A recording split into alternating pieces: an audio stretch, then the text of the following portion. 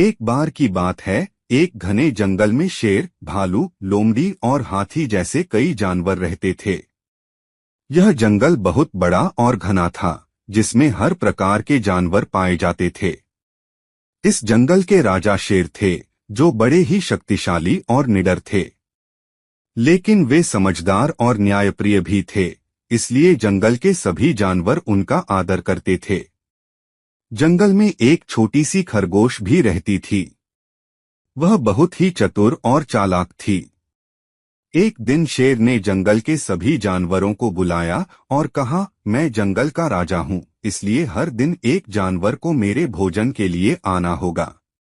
अगर ऐसा नहीं हुआ तो मैं पूरे जंगल को तबाह कर दूंगा। सभी जानवर डर गए और आपस में चर्चा करने लगे। आखिरकार उन्होंने तय किया कि हर दिन एक जानवर शेर के पास जाएगा। इसी तरह कुछ दिन बीत गए और हर दिन एक जानवर शेर के पास जाने लगा।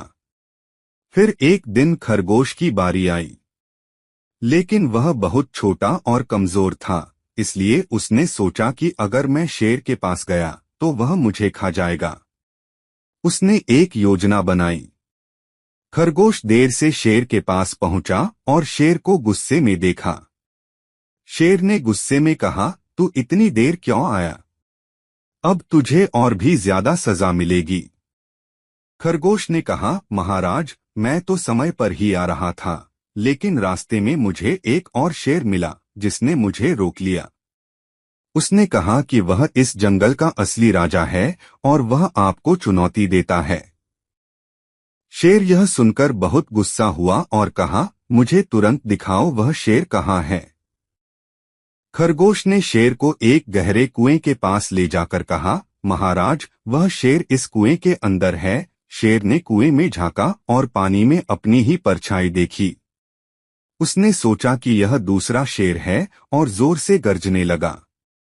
पानी में उसकी परछाई भी गर्जने लगी, जिससे शेर को और गुस्सा आया। वह उस शेर को मारने के लिए कुएं में कूद गया, लेकिन वह पानी में डूब गया और मर गया।